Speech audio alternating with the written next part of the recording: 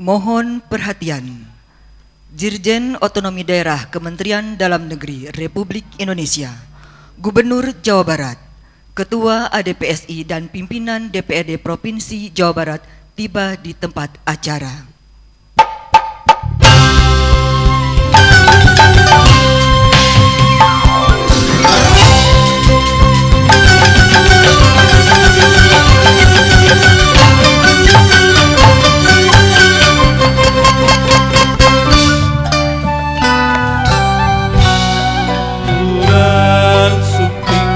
Aturan supi, aturan wilu jeung supi, wilujeng liki, wilujeng lengan, bagea wilujeng liki, wilujeng lengan.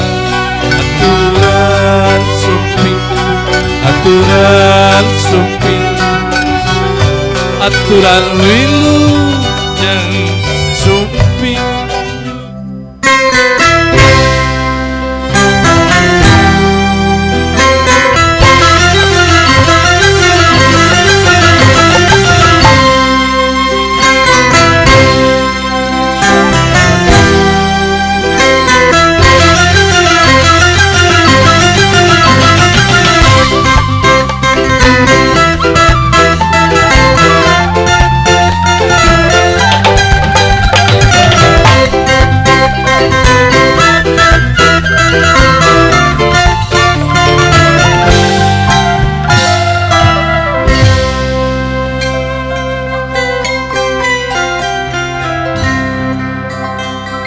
Assalamualaikum warahmatullahi wabarakatuh.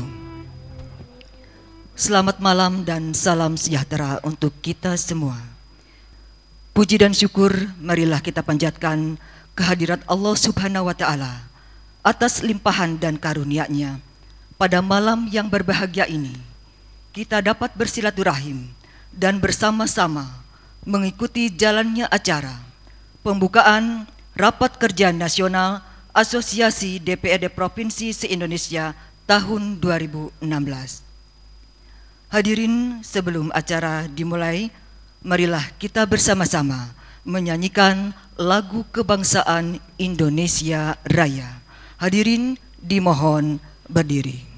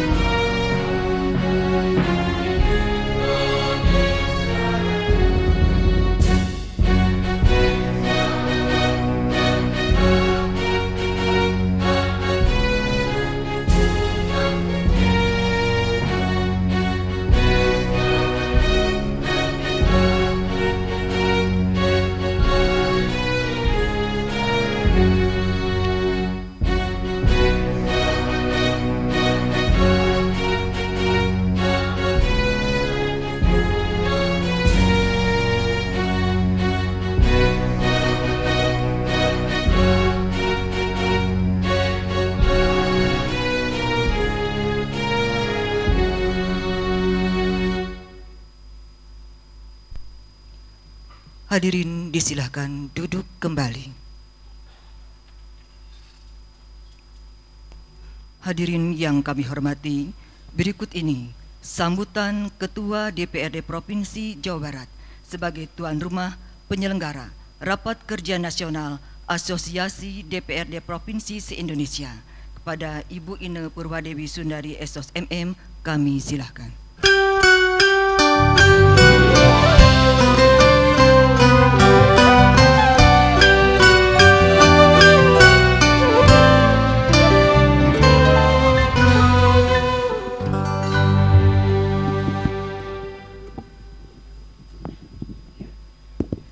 Bismillahirrahmanirrahim. Assalamualaikum warahmatullahi wabarakatuh. Selamat malam dan salam sejahtera untuk kita semua. Sampurasun. Alhamdulillahirabbil alamin, wassalatu wassalamu ala asrofil anbiya'i wal mursalin wa ala alihi washabihi ajmain. Amma ba'du. Yang kami hormati Bapak Menteri Dalam Negeri yang dalam hal ini diwakili oleh Pak Dirjen Otonomi Daerah. Terima kasih kehadirannya Pak Dr. Sumarsono. Di tengah kesibukannya beliau hadir di tengah-tengah kita sekalian. Selamat datang di Bandung, Jawa Barat. Yang kami hormati Saudara Gubernur Jawa Barat. Terima kasih kehadirannya Pak Gubernur di setiap momen event DPRD. Alhamdulillah beliau selalu hadir di beberapa acara yang dilakukan oleh ADPSI, khususnya yang dilakukan di Jawa Barat ini. Terima kasih Pak Gubernur. Yang kami hormati Saudara Ketua ADPSI Kang Asep beserta seluruh pimpinan DPRD Provinsi se-Indonesia. Terima kasih kehadirannya, selamat datang di Bandung, Jawa Barat. Yang kami hormati rekan pimpinan dan anggota DPRD Provinsi Jawa Barat yang sengaja saya hadirkan di dalam Rakernas ini supaya bersama-sama kita juga melakukan konsolidasi dalam rangka peningkatan kinerja DPRD Provinsi Jawa Barat se-Indonesia. Yang saya hormati rekan-rekan sekretaris DPRD seluruh Indonesia yang juga mengiringi pimpinan DPRD hadir di acara Rakernas DPRD Provinsi se-Indonesia ini. Puji syukur kehadirat Allah Subhanahu wa taala. Alhamdulillah hari ini cukup berbahagia bagi Jawa Barat karena kami mampu menjadi tuan rumah yang insya Allah berharap kegiatan hari ini bisa berjalan dengan baik dan semua kita dalam lindungan Allah dalam keadaan sehat walafiat. Pertama pastinya kami mengucapkan selamat datang di Bandung, Jawa Barat. Semoga semangat Bandung, spirit Bandung selalu ada di kita sekalian sebagai pimpinan DPRD se-Indonesia, provinsi khususnya. Karena tadi kalau kita berbincang-bincang, semua masih dalam kegelisahan, dalam suasana dan situasi yang sekarang sedang kita lakukan dan sedang kita berada, yang semua juga dalam tataran undang-undang yang kita lakukan. Dan hari ini hadirin yang kami hormati, dalam Rakernas DPRD Provinsi yang pertama kali diadakan, ada beberapa hal yang akan kita konsolidasikan. Yang pertama tentunya sesuai dengan tugas pokok dan fungsi DPRD Provinsi. Kemudian dua terkait adanya PP 18 2016 yang alhamdulillah hampir di seluruh provinsi yang saya catat sudah menyelesaikan SOTK. Tapi mungkin kita perlu evaluasi terutama lembaga yang ada di kita sendiri, DPRD. Kalau kita melihat sekretaris DPRD kita provinsi dengan kabupaten kota dengan jumlah anggota DPRD yang berbeda tetapi mempunyai struktur yang sama dan sebagainya. Isu-isu ini nanti sudah hadir pakarnya, Pak Sony akan menjelaskan tentang ini. Kemudian yang kedua terkait dengan RPP pengganti PP 24 2004. Ini mungkin yang sudah ditunggu-tunggu dan selama ini dalam konsolidasi Ketua Asosiasi DPRD Provinsi juga melakukan konsolidasi. Mungkin nanti dalam forum Rakernas akan disampaikan secara detail, yang pasti ini perlu kita ketahui secara bersama. Kemudian yang selanjutnya juga terkait dengan tugas fungsi kita di legislasi dengan mekanisme yang sekarang ada di kita, bahwa setelah kita melakukan proses proses penyusunan perda harus ada konsolidasi atau konsultasi fasilitasi ke Mendagri. Tapi terus terang nih Pak Sony, nanti banyak masukan dari teman-teman juga di daerah dan juga Jawa Barat. Ini kadang memerlukan waktu yang cukup lama sehingga pengesahan perda di daerah ini juga memakan waktu. Ini juga perlu ada hal yang kita diskusikan. Terakhir yang juga penting dan sepertinya ini juga di luar dari jangkauan kita, tapi ini adalah implementasi Undang-Undang 23 2014 terkait alih kelola kewenangan. Sepertinya gampang, tapi konsolidasi ini dilakukan dan ini perlu ada konsolidasi yang kita lakukan secara bersama-sama. Karena tidak mudah bagi kami provinsi yang mempunyai kabupaten banyak, dapat limpahan wewenang ini cukup perlu ada konsolidasi yang cukup lama dan beberapa hal termasuk dana. Ini perlu ada konsolidasi antara Kemendagri dengan Kementerian Keuangan, termasuk dana ini perlu juga ada kepastian bagi kami sehingga dalam penyusunan anggaran 2017 ini kita ada kejelasan. Ini hal-hal penting dan yang lainnya nanti Ketua Asosiasi DPRD Provinsi se-Indonesia akan menyampaikan isu-isu yang lain dan ini adalah perlu kita bicarakan untuk Rakernas kali ini. Karena apa? Kami berharap Rakernas kali ini, ADPSI kali ini mengeluarkan rekomendasi-rekomendasi yang bisa dibawa sebagai masukan seluruhnya kepada pemerintah pusat, terutama dengan tupoksi yang akan kita laksanakan. Supaya apa? Supaya sinergi saja pemerintah pusat dengan daerah dalam kondisi dan situasi masing-masing daerah. Mungkin itu hal-hal yang penting yang kami simpulkan dalam Rakernas kali ini yang nanti akan kita bahas secara rinci oleh seluruh pimpinan DPRD se-Indonesia. Itu yang penting dan rekomendasi ini kami rasa Ketua ADPSI mempunyai tanggung jawab bisa menyampaikan ini kepada pemerintah pusat, kepada Bapak Presiden Republik Indonesia sehingga kinerja DPRD Provinsi se-Indonesia bisa berjalan semaksimal mungkin. Mungkin demikian, sekali lagi selamat datang kepada seluruh peserta Rakernas ADPSI se-Indonesia. Kemudian terima kasih atas seluruh support baik dari Bank Jabar Banten, ini bank terbesar yang ada di Jawa Barat, milik pemerintah daerah Jawa Barat. Kemudian juga Pak Gubernur dan seluruhnya, terutama spesial buat Pak Dirjen Oda yang sudah sibuk-sibuk dan datang ke kita dan siap sampai tengah malam untuk berdiskusi dengan keluarga besar ADPSI se-Indonesia.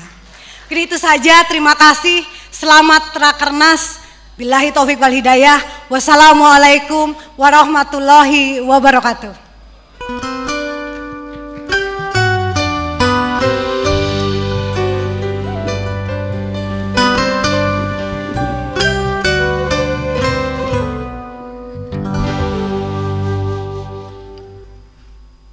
Hadirin, selanjutnya sambutan Ketua Asosiasi DPRD Provinsi se-Indonesia kepada Bapak Haji Asep Rahmatullah, kami silakan.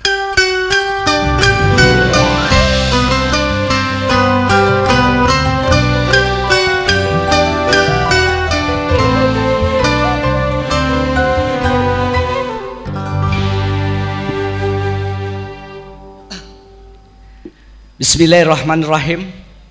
Assalamualaikum warahmatullahi wabarakatuh. Salam sejahtera bagi kita semua, sampurasun. Yang saya hormati Dirjen Otonomi Daerah Kementerian Dalam Negeri Republik Indonesia Bapak Sumarsono. Yang saya hormati Gubernur Jawa Barat. Yang saya hormati Ketua DPRD Provinsi Jawa Barat, terima kasih Bu Ina. Yang saya hormati Sekretaris ADPSI yang juga sebagai Ketua Forum SDPSI dan Sekretaris DPRD Provinsi Banten. Yang saya hormati Sekretaris DPRD Provinsi Jawa Barat. Yang saya hormati Ketua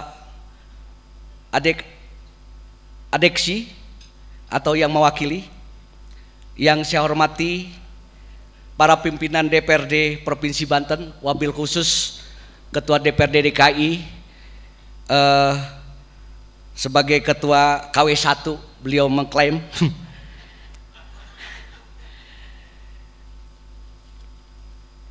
Yang saya hormati rekan-rekan anggota DPRD seluruh provinsi se-Indonesia, hadirin undangan yang berbahagia, dengan memanjatkan puji dan syukur kehadirat Allah Subhanahu wa taala, Tuhan yang Maha Esa, karena atas limpahan rahmat, karunia dan berkahnya pada malam hari ini kita masih diberi kenikmatan, kesempatan, kekuatan dan kesehatan untuk hadir dalam acara rapat kerja nasional ADPSI yang merupakan langkah kita untuk merencanakan kegiatan sebagai bentuk pengabdian kita kepada masyarakat, bangsa dan negara.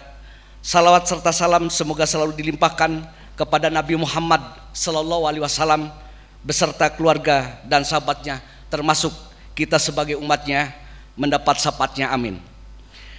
Saya atas nama pimpinan ADPSI mengucapkan terima kasih kepada Provinsi Jawa Barat selaku tuan rumah dan juga penyelenggara kegiatan rapat kerja nasional ADPSI tahun 2016, dan juga kepada para pengurus serta anggota ADPSI atas kehadirannya.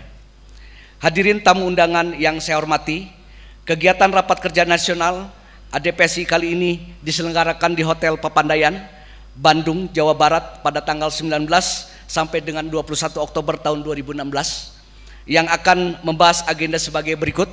Yang pertama, peran DPRD berdasarkan Undang-Undang Nomor 23 tahun 2014.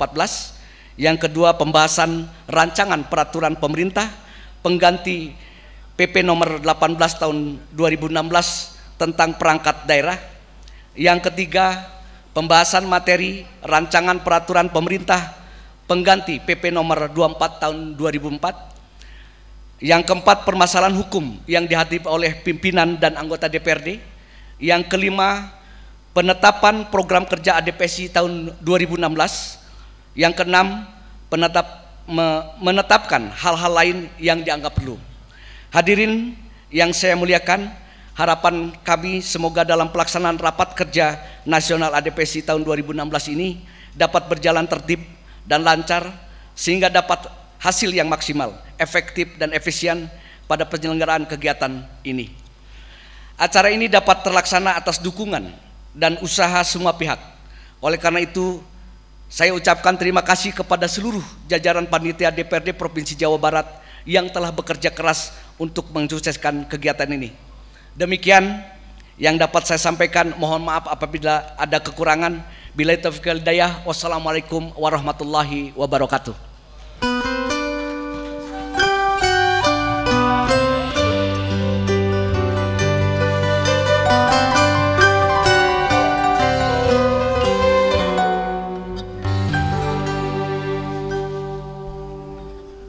Hadirin yang berbahagia, berikut ini sambutan Gubernur Jawa Barat kepada Bapak Haji Ahmad Heriawan.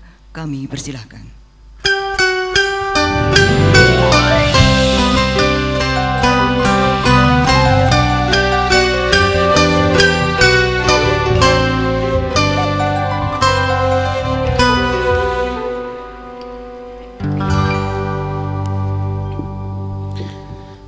Bismillahirrahmanirrahim.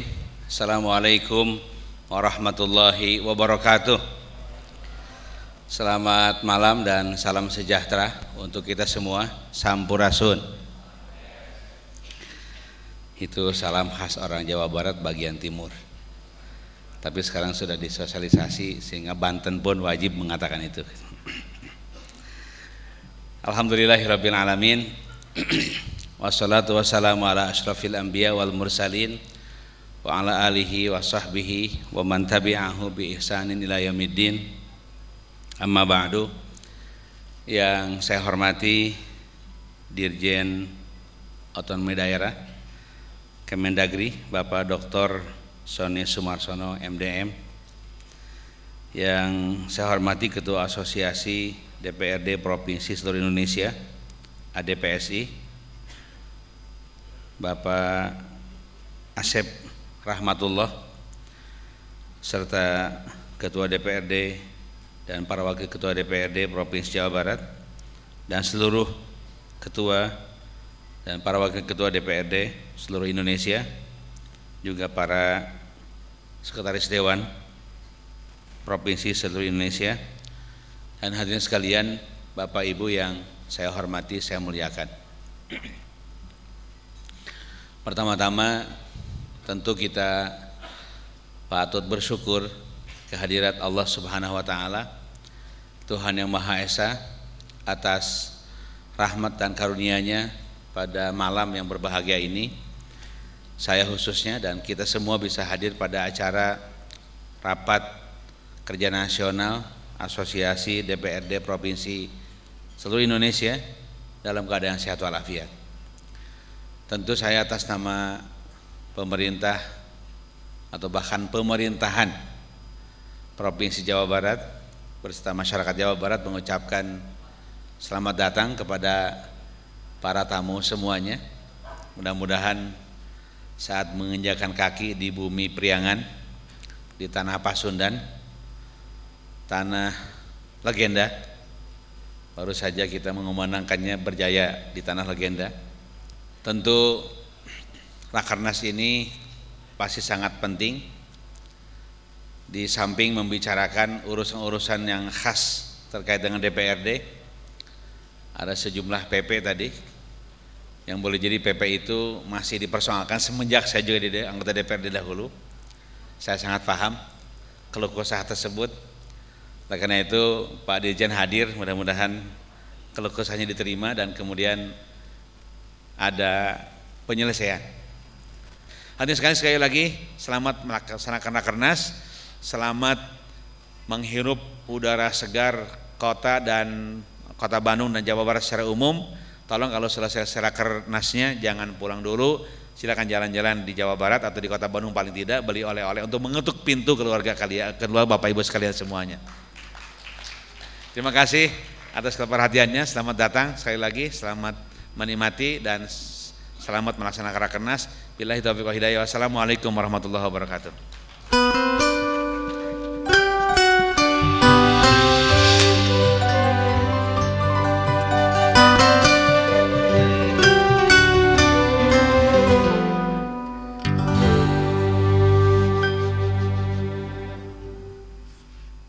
Hadirin Bapak dan Ibu yang kami hormati, berikut ini marilah kita simak bersama sambutan Menteri Dalam Negeri Republik Indonesia yang akan disampaikan oleh Dirjen Otonomi Daerah Kementerian Dalam Negeri Republik Indonesia sekaligus membuka acara. Kepada Bapak Dr. Sumarsono MDM kami silahkan.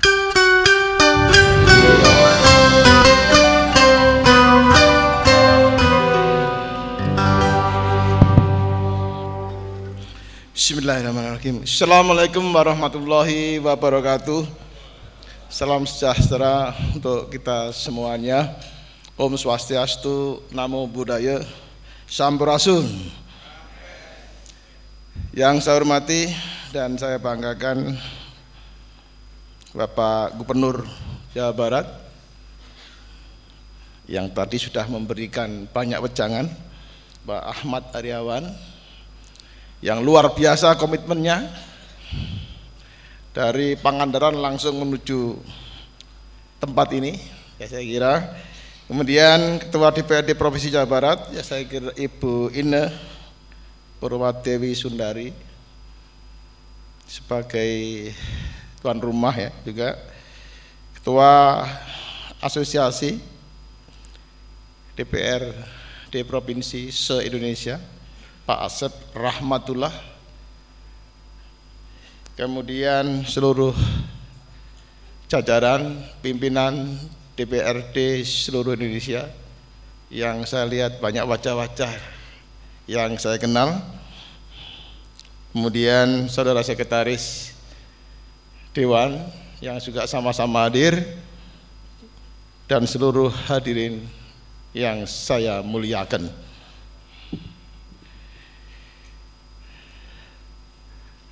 Pertama-tama marilah kita panjatkan syukur kehadirat Tuhan yang Maha Esa, Allah Subhanahu wa taala, bahwa melalui serangkaian aktivitas pada hari ini kita bisa menyelenggarakan Rakernas DPRD dengan mengambil tupoksi yang luar biasa sesuai dengan dinamika perkembangan dan permasalahan DPRD saat ini. yaitu tupoksi DPRD secara efektif dan transparan. Tentu pesan-pesan yang disampaikan tadi saya sudah menangkap beberapa poin yang nanti di belakangan akan ada rekomendasi terkait isu-isu yang kemudian akan dibahas. Saya ucapkan selamat menjalankan Rakernas. Kemudian yang kedua, saya to the point saja, karena permasalahannya ini sudah sama-sama tahu, datang pasti segudang permasalahan, tapi fokusnya nggak banyak sebenarnya. Kalau kita rakor di DPRD kabupaten kota se-Indonesia yang hadir 6.000 di Hotel Mercure, isunya cuma satu.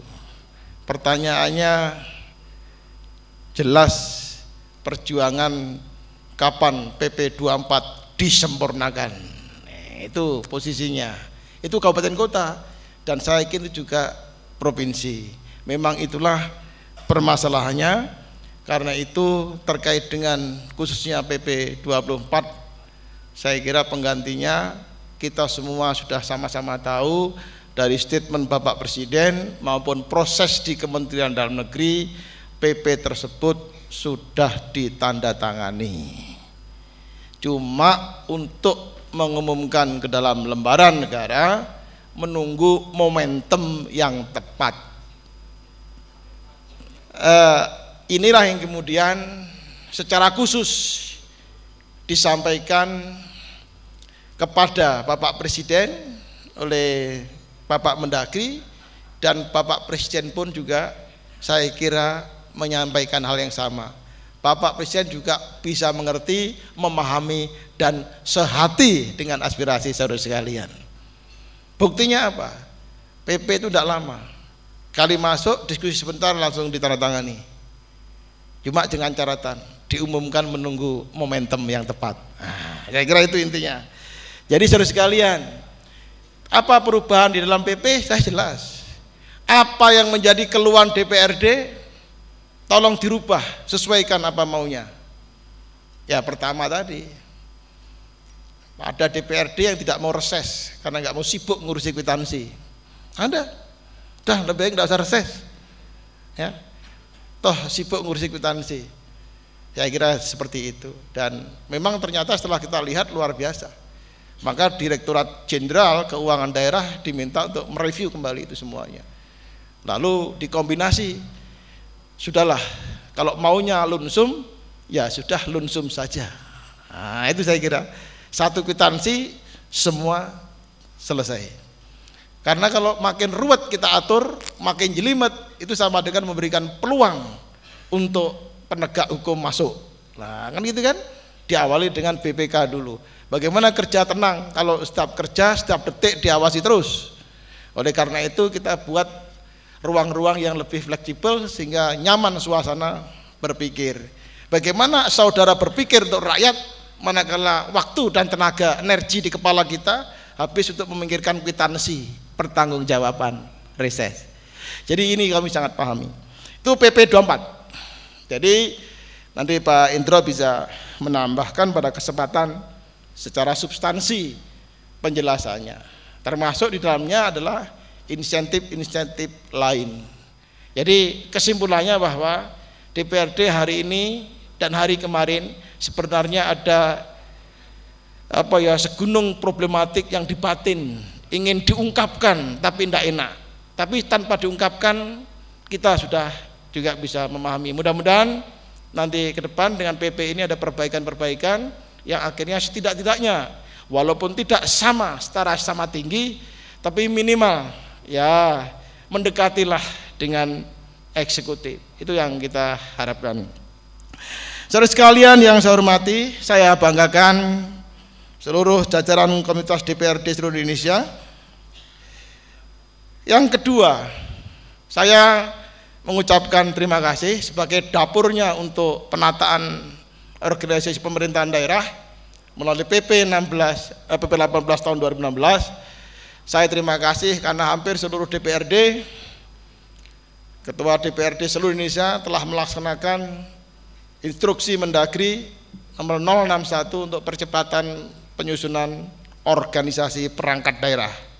Ini sudah luar biasa, semuanya sudah jadi OPD-nya kecuali di daerah-daerah yang menganut ya desentralisasi asimetris atau daerah khusus seperti Jogja, Papua, Papua Barat, Aceh, dan Jakarta ini belum, karena memang membutuhkan Permendagri tersendiri.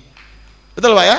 Oleh karena itu kami termasuk dalam posisi terakhir, kesimpulannya Kemendagri merasa sehati, sangat paham aspirasi, dan kita insya Allah bisa ikut membantu memperjuangkan saudara-saudara sekalian.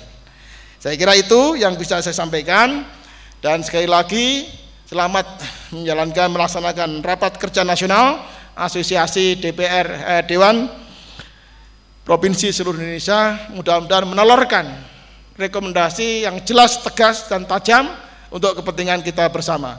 Saya yakin rekomendasi itu bukan untuk pribadi-pribadi, sebagaimana Pak Gubernur Jawa Barat sampaikan, itu untuk kepentingan kelembagaan. Dewan sebagai lembaga yang tugasnya banyak mengartikulasikan kepentingan rakyat. Saya kira mudah-mudahan dengan rekomendasi ini kami sebagai Direktur Jenderal Otonomi Daerah akan mengawal itu lebih baik, dan mudah-mudahan bisa berhasil. Mudah-mudahan ada perubahan yang cukup signifikan dibanding kondisi PP sebelumnya. Saya kira demikian apa yang sahabat kami sampaikan. Sekali lagi terima kasih atas segala perhatiannya. Akhirul kalam, wassalamualaikum warahmatullahi wabarakatuh. Semoga Tuhan semuanya memberkati. Om Santi Santi Santi, Om Sadu Sadu Sadu. Dan selanjutnya peresmian pembukaan ditandai dengan pemukulan kendang, dan kami mohon untuk mendampingi Bapak Gubernur Jawa Barat, Ketua ADPSI, Ketua DPRD Provinsi Jawa Barat. Kepada Bapak Dirjen berkenan untuk melakukan pemukulan kendang bersama sebagai tanda peresmian dibuka, dimulai dengan hitungan ketiga. 1, 2, 3.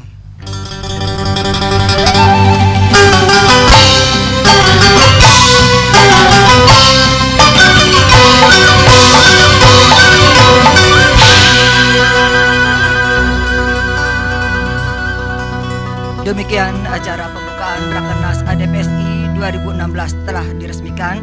Untuk itu kami persilahkan kepada Bapak dan Ibu untuk kembali ke tempat.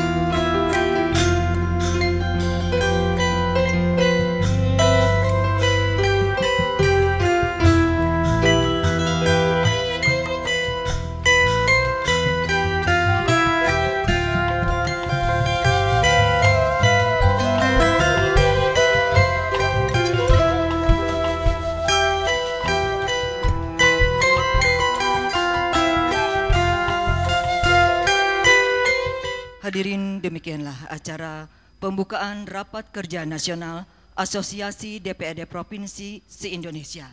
Acara akan dilanjutkan dengan paparan materi mengenai PP nomor 18 tahun 2016 tentang perangkat daerah yang akan disampaikan oleh Bapak Dr. Sumarsono MDM. Namun sebelumnya, mari kita saksikan bersama persembahan tarian medley Nusantara dari grup Ega Robot Etnik Percussion.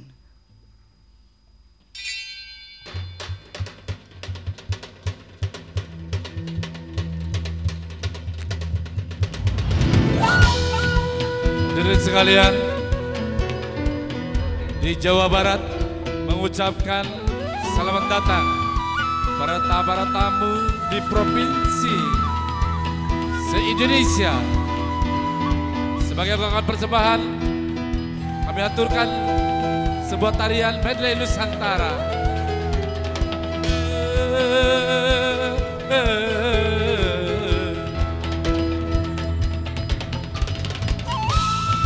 Tentunya inilah yang indah, Indonesia kita.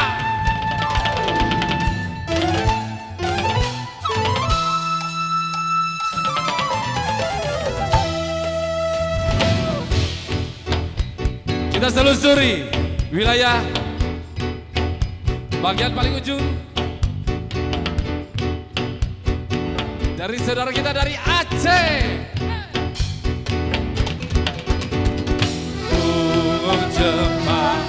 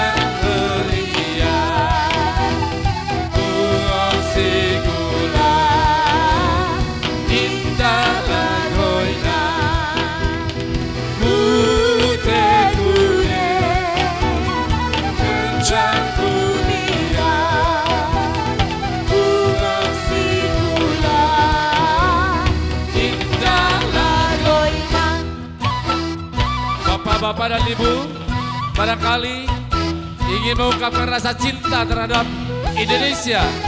Mari kita menari bersama. Barangkali sambil duduk bisa bergerak, kita kenali budaya Indonesia. Inilah sahabat kita dari Padang.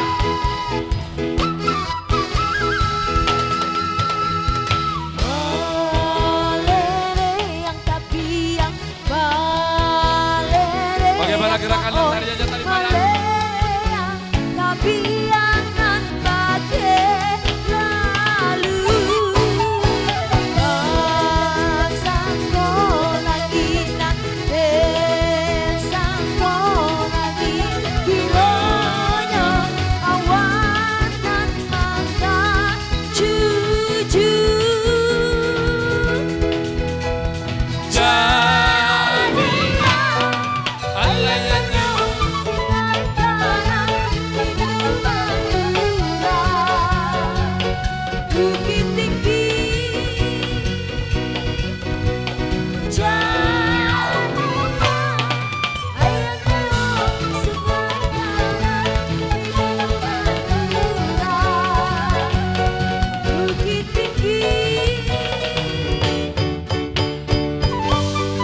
Selamat datang pada saudara kita dari Kalimantan. Cik-cik beriu langsung dari jauh, datang ke Cibong bawa ke tua tekok.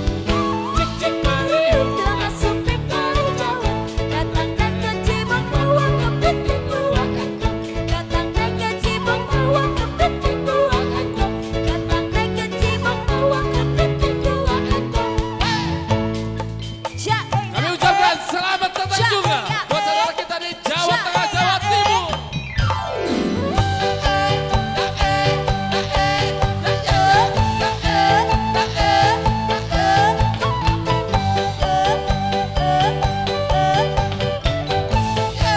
Boleh nyanyi bersama ya?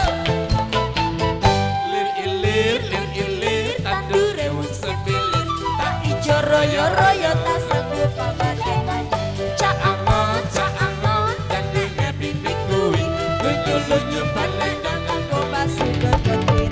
Lir ilir, tandur rewung sepilir, tak ijo royo-royo tak sanggup pabaden ayam. Caangon, pandai dan bibik kuing, lunyu-lunyu pandai dan anggo basi berketir. Saudara kita dari DKI Jakarta.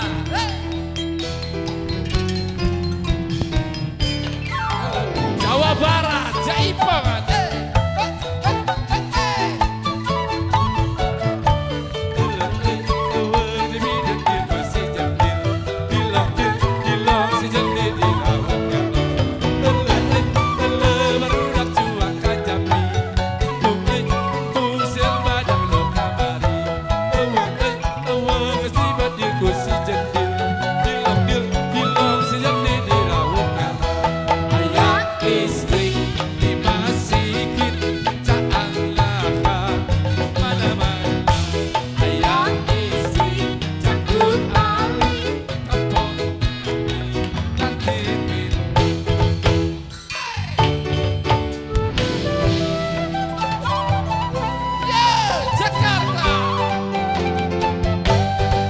Kicir-kicir, ini lagunya, lagu lama yang Tuan dari Jakarta.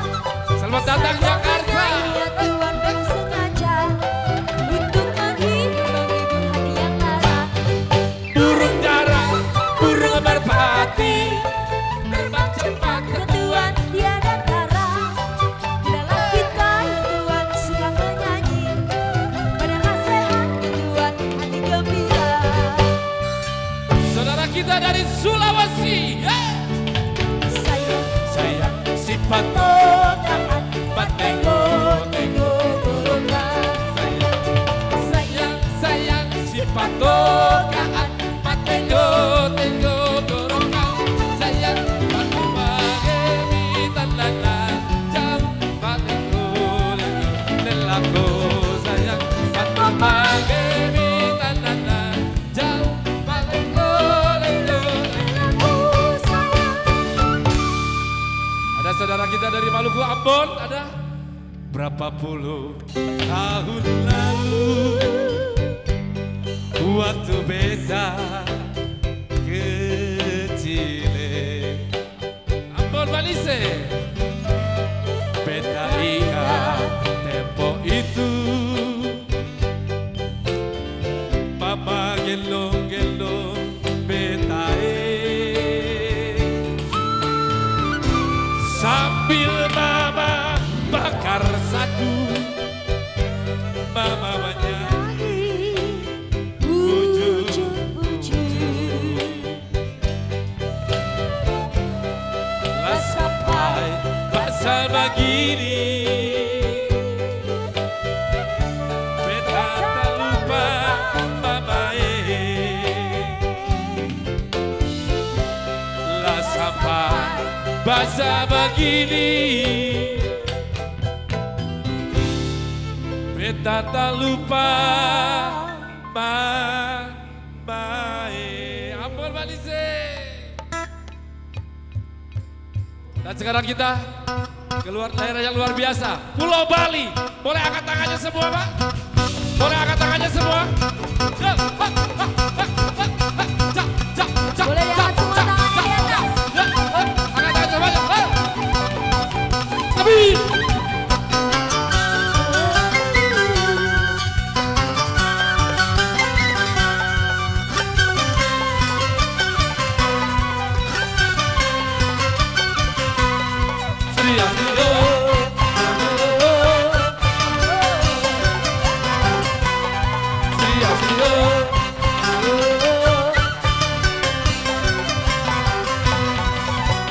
tidak lupa saudara kita dari ujung sana, Papua.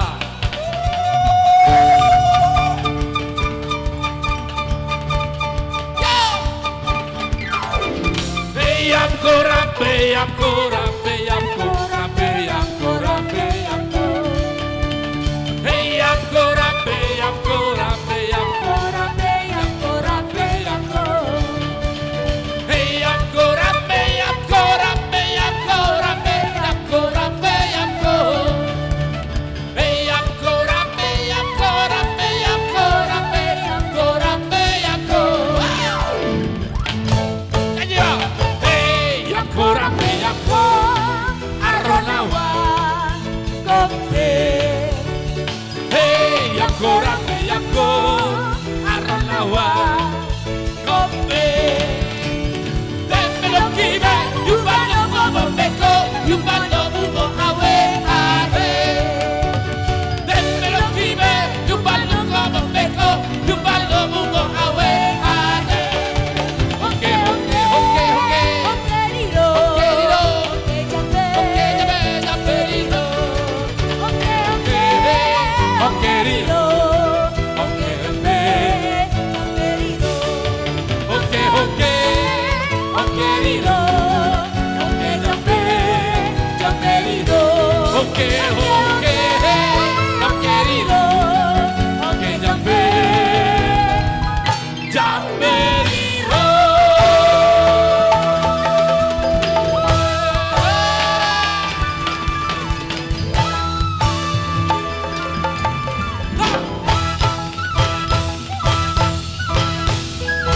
Aku cinta Indonesia.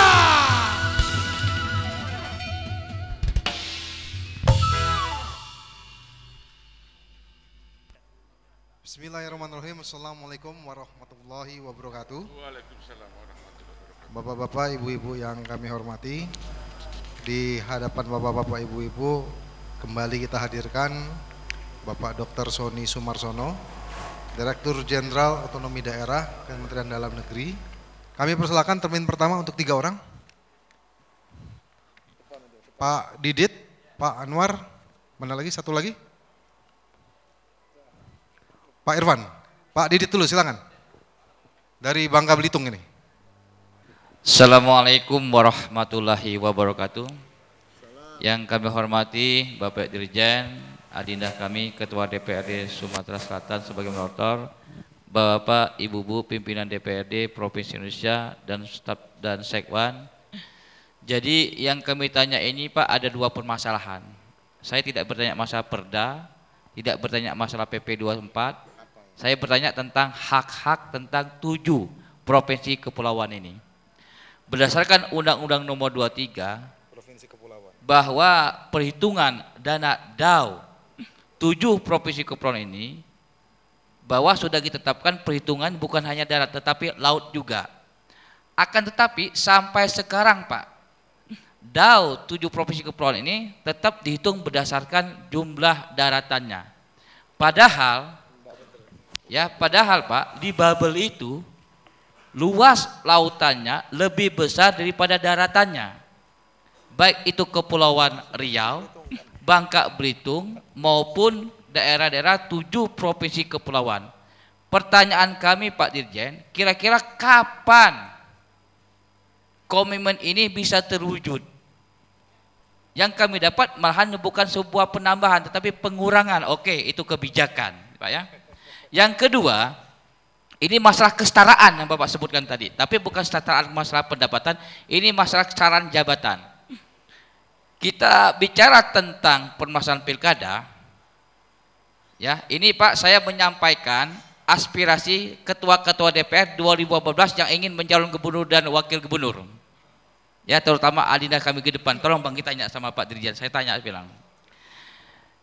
Kalau kita berdasarkan undang-undang Pak, bahwa baik bupati, wali kota, anggota DPR sampai provinsi kabupaten itu mengundurkan diri. Akan tetapi proses yang terjadi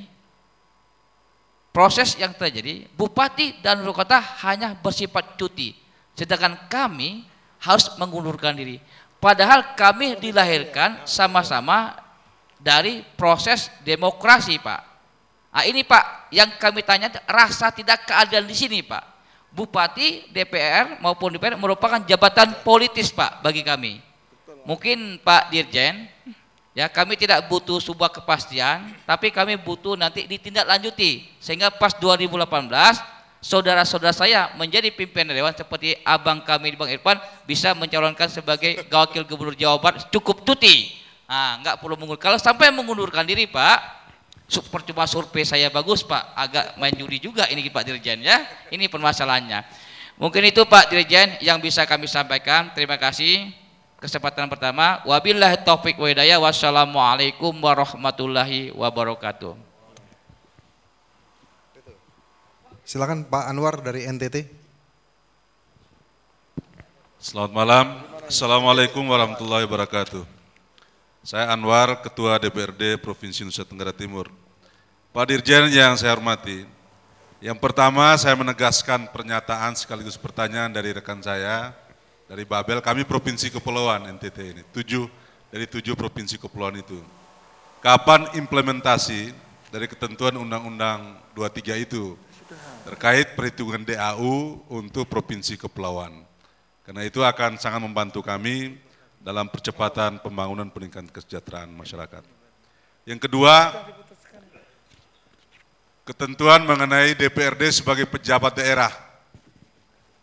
Nah ini ABCD dan seterusnya sampai kapan Pak? Maksudnya apa dengan segala hak, konsekuensi dan seterusnya. Kemudian terkait dengan OPD, saya bertanya Pak mengenai posisi Sekwan. Sekwan ada yang tipe A, kemudian tipe B.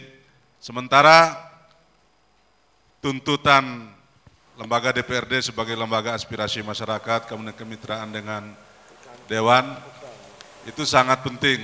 Tetapi kalau kriterianya hanya berdasarkan jumlah anggota DPRD dan jumlah fraksi, menurut kami di daerah dirasakan kurang pas. Karena bagaimanapun DPRD dalam pengelolaan lembaga itu sangat berhubungan dengan dinamika pemerintahan daerah. Kami di NTT yang selama ini sudah struktur sekwannya itu sudah 4 bagian di bawah sekwan, tapi dijadiin 3 saja ini, kami minta perhatian dan penjelasan dari Pak Dirjen. Kemudian yang kedua, Badan Penghubung Daerah, yang dulu kantor perwakilan. Nah ini disebut badan, tetapi eselon kepala badannya itu 3A. Sementara dia representasi kami pemerintah daerah di Jakarta misalnya, berhubungan dengan menteri-menteri, lembaga negara dan lain-lain. Mohon penjelasan Pak Dirjen. Sekian dan terima kasih. Selanjutnya Bang Irfan silakan dari Jawa Barat. Terima kasih. Assalamualaikum warahmatullahi wabarakatuh. Yang saya hormati Bapak Dirjen, yang saya cintai moderator sekaligus calon gubernur Sumatera Selatan ke depan. Kalau cuti. Bapak Dirjen yang saya hormati, Jawa Barat berpenduduk 47 juta. 2 kali negara Malaysia, dengan jumlah kabupaten, kota hanya 27. Pemekaran-pemekaran terhambat dengan moratorium. Bagaimana kita akan melaksanakan pelayanan kepada masyarakat lebih maksimal jika jarak pelayanannya ini terhambat di masalah pemekaran? Itu yang pertama, Bapak Dirjen. Yang kedua, ketika Bapak Dirjen berpidato, saya seperti ada di surga. Teringat 5 tahun yang lalu ketika juga pejabat Mendagri berpidato memberi harapan pada kami di DPRD dengan segala macam. Pidato Bapak Dirjen saja sudah menyejukkan kami, apalagi ini menjadi kenyataan. Mudah-mudahan 15 tahun penantian teman-teman DPRD Provinsi Kabupaten di tangan Bapak Dirjen ini bisa merubah semua percaturan yang ada. Kami tidak akan merinci satu persatu Bapak Dirjen yang terhormat, tetapi apa yang disampaikan sahabat saya Didit dari Babel, Bang Anwar dari NTT, dan semua saya yakin teman-teman ini, Pak Dirjen menjadi ujung tombak pada malam ini. Bahkan kalau bisa kita deklarasikan Pak Dirjen menjadi Bapak angkat anggota DPRD Provinsi, Bapak Dirjen. Kami selalu ada di samping dan belakang untuk berjuang bersama Bapak Dirjen merubah ini. Tapi sekali lagi Bapak Dirjen, pidato Bapak Dirjen memberi harapan itu saja sudah menyejukkan kami, apalagi menjadi kenyataan. Karena biasanya ini hiburan 5 tahunan dari Mendagri. Terima kasih. Wassalamualaikum warahmatullahi wabarakatuh. Terima kasih Pak Dirjen. Ada 3 penanya, Pak Didit, Pak Anwar dan Pak Irfan. Pak Didit dan Pak Anwar ini hampir sama pertanyaannya, masalah DAU ke Provinsi Kepulauan. Kemudian masalah pejabat daerah ini juga sama, Pak Anwar dengan Pak Irfan hampir sama. Janji tinggal janji. Saya 3 periode, Pak Irfan jadi pertama kali merasakan PP 24 tahun 2004 sampai sekarang nggak berubah, sudah 3 periode. Jadi memang kalau tadi cerita impiannya memang manis sekali, mudah-mudahan yang manis ini benar bisa dirasakan pada periode ini. Kami persilakan Pak Dirjen. Terima kasih untuk Pak Moderator, Pak Kiri yang saya hormati, saudara sekalian. Ini jawabannya memang untuk per 3 pertanyaan, tapi penjelasan untuk seluruhnya. Jadi saya kira yang penting, yang pertama untuk Pak Didit, Babel, Bangka Belitung, calon wakil gubernur. Nggak jadi. Oh, Pak Didit ini hampir nyalon Pak, tapi berhubung karena harus berhenti nggak jadi Pak. Oh, baik kalau gitu. Ralat. Yang pertama, hak provinsi kepulauan. Perspektif politik jangan pernah menyebut istilah provinsi kepulauan, kecuali Kepulauan Riau. Ya, archipelago itu hanya dikenal dalam teori adalah negara kepulauan. Itu Indonesia, itu menyangkut kedaulatan. Tapi kalau provinsi, kan bukan negara, namanya provinsi berciri kepulauan. Itu terminologi politiknya. Provinsi berciri kepulauan, ada 8 atau 7. Yang ini khusus dibahas dalam sidang DPOD, ya, Dewan Pertimbangan Otonomi Daerah yang dipimpin oleh Wapres Yusuf Kala, dan sudah disepakati. Kalau ini ada asosiasi yang ikut hadir, saya kira bisa disosialisasikan.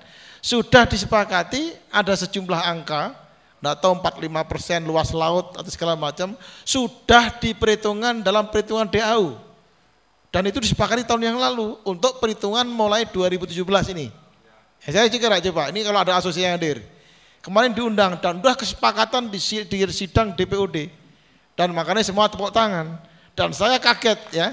Hari ini kok ada pertanyaan begitu. Berarti mungkin belum melihat sepersis. Kalau memang belum naik, berarti ada penyimpangan terhadap keputusan sidang DPOD. Jadi sudah diperhitungkan Pak. Ya, saya kira tolong dicek lagi. Nanti Pak Baskara bisa menegaskan.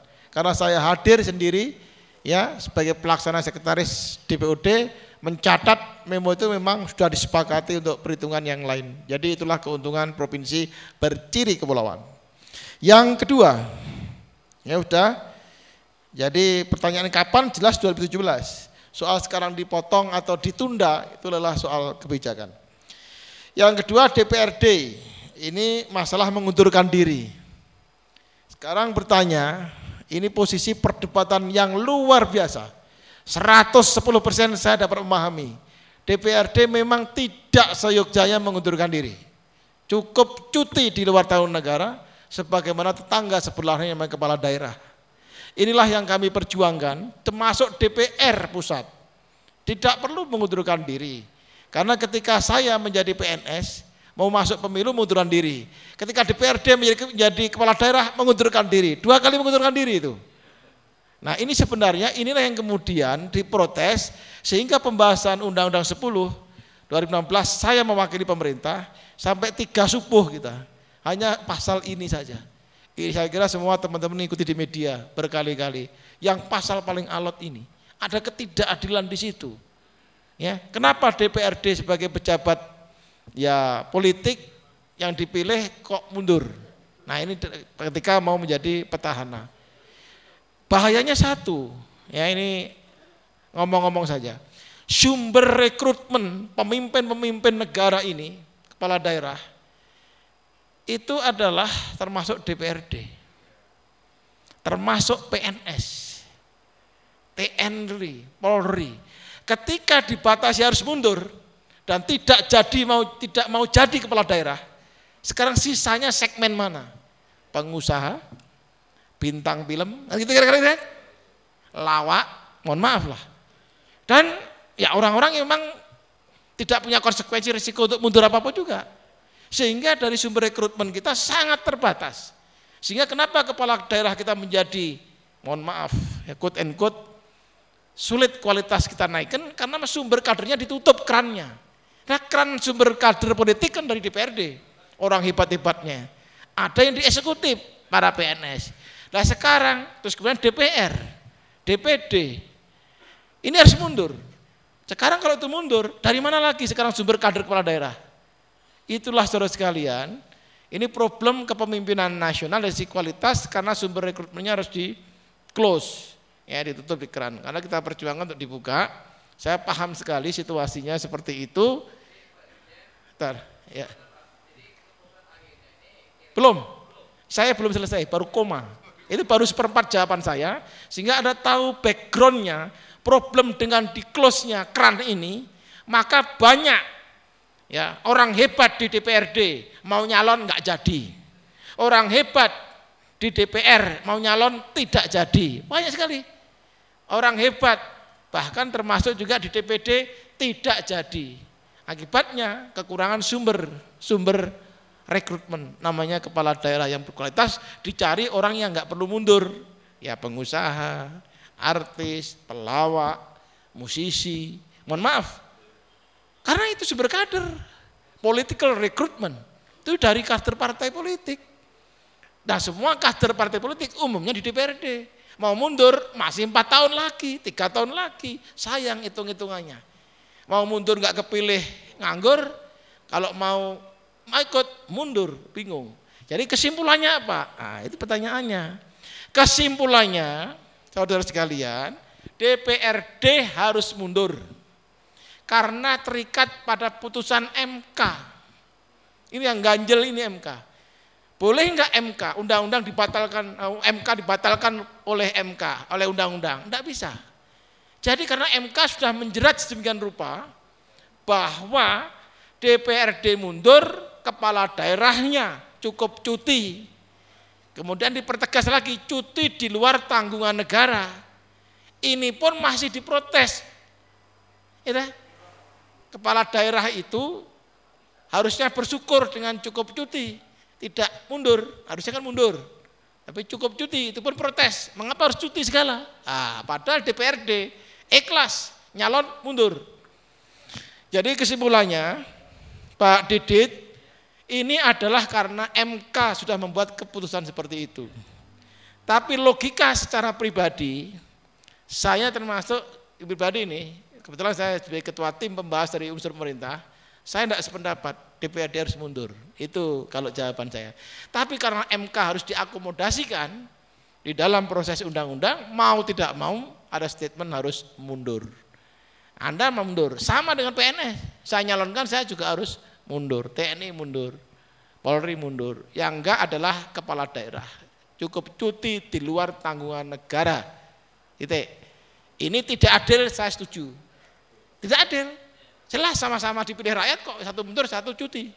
Tapi karena MK-nya sudah seperti itu. Jadi saya kira kita terikat pada itu, Pak. Ya. Jadi saya sangat memahami. Kemudian ya sekarang jadi kita efeknya apa? Kekurangan sumber kader untuk kepala daerah.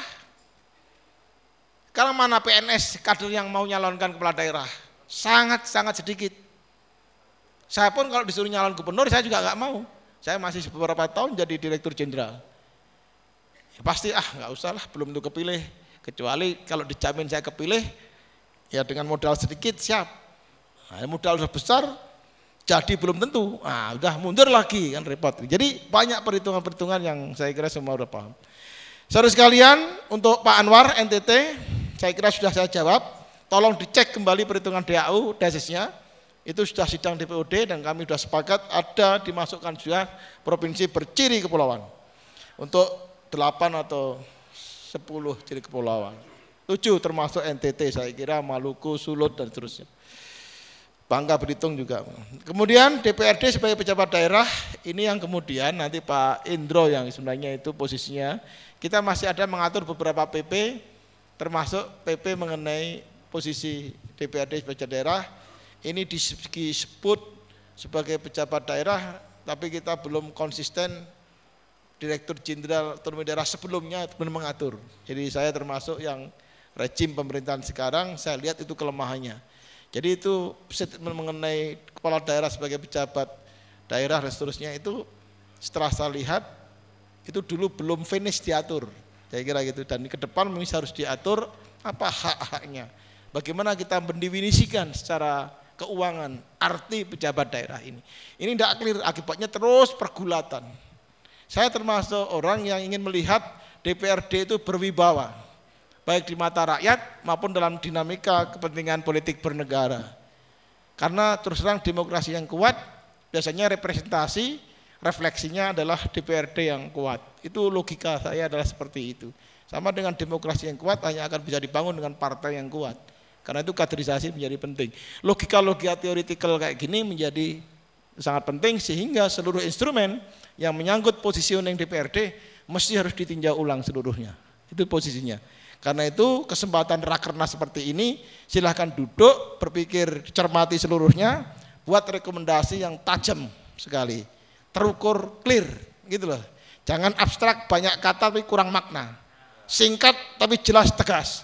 Konkretnya maunya apa? Begitu bahasanya. Saya kira itu ya harapan saya. Saudara sekalian, kemudian mengenai Pak Anwar, set one. Set one itu tipe A, B, dan C. Memang ini kebijakan. Seluruh unit ada pilihan-pilihan A, B, dan C. Ya, makin ke C, makin dianggap ringan bebannya. Itu ada pemetaan urusan. Pesan sentral dari kebijakan nasional memang harus perampingan. Yang kita bisa rampingan bukan unit eselon 2-nya saja. Kalau itu enggak bisa, minimal unit eselon 3-nya. Minimal kotaknya.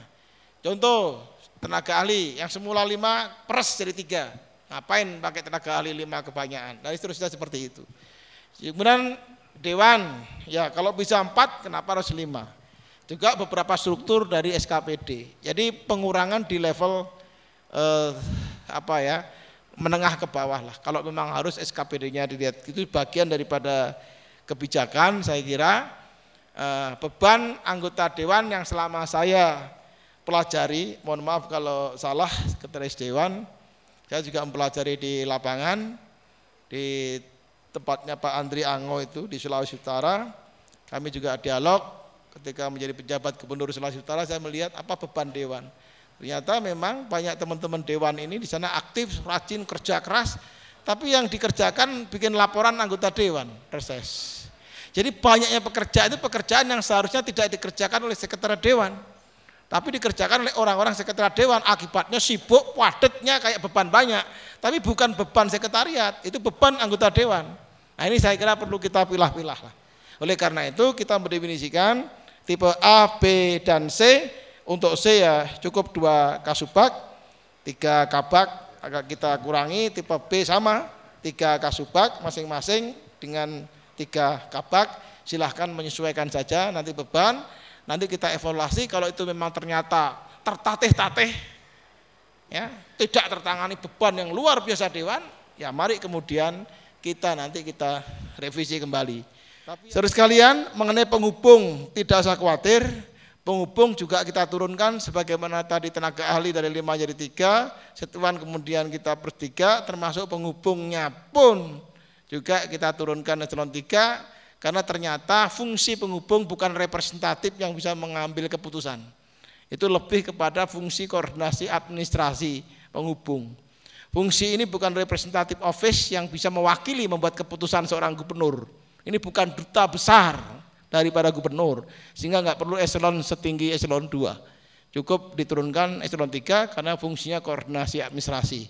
Jadi ini saya kira, jadi dia bukan fungsi. Kalau lain halnya kalau dia mewakili gubernur, ini tidak mewakili, terkadang lebih banyak ke fungsi administrasi. Sekarang ini ya sudahlah kita kembangkan ke sana saja.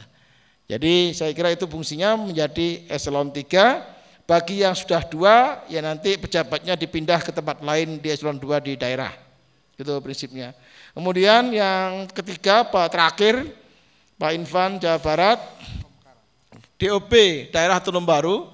Jadi istilah kita sekarang dulu pemekaran, ketika saya jadi direktur pemekaran daerah, sekarang lebih saya populerkan dengan penataan daerah.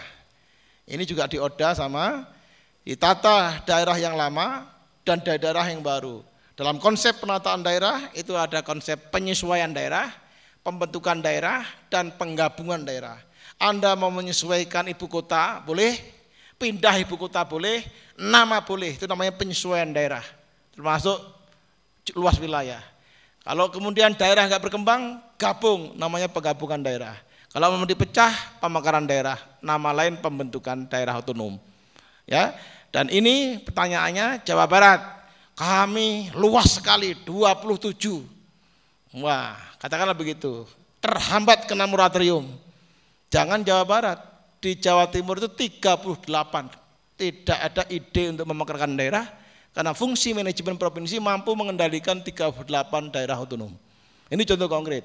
Jadi tergantung pada sistem manajemen pelayanannya. Dia tidak butuh pemekaran daerah kabupaten kota di Jawa Timur, tapi yang butuh pemekaran provinsi, namanya Provinsi Madura. Nah, itu Jawa Timur. Jawa Barat kami terima usulan 3 provinsi. 1 provinsi Cirebon, karena kami bukan Jawa Barat, bukan Sunda, kami punya etnis lain. 1 alasannya, masuk pemekaran daerah berdasarkan etnis. Apa iya republik dimanage dengan cara berbasis etnis? Ini ketinggalan zaman, ini mundur sekali dari kerangka kebijakan dan polisi nasional kita. Yang kedua, Provinsi Bogor Raya, ada itu. Bogor minta jadi provinsi tersendiri. Ini jujur saja itu. Apa iya Jawa Barat akan pecah menjadi 3 seperti ini? Jadi saya kira perlu teman-teman dari Jawa Barat dipikirkan kembalilah, apa iya kebijakannya seperti ini. Saya kira kalau manajemen di tingkat provinsi bisa mengcover seluruh pelayanan publik, termasuk manajemen seluruhnya, saya kira oke. Saya kira cukuplah Jawa Barat selesai, dengan Banten cukuplah. Ini adik anak mudanya sudah keluar Banten, ya sudahlah. Kalau sampai di provinsi lagi dibekar menjadi 2, Cirebon dan Bogor Raya, ya berarti tinggal berapa kabupaten. Perlu saudara ketahui, ini sekarang moratorium, sidang tergantung DPD berikutnya.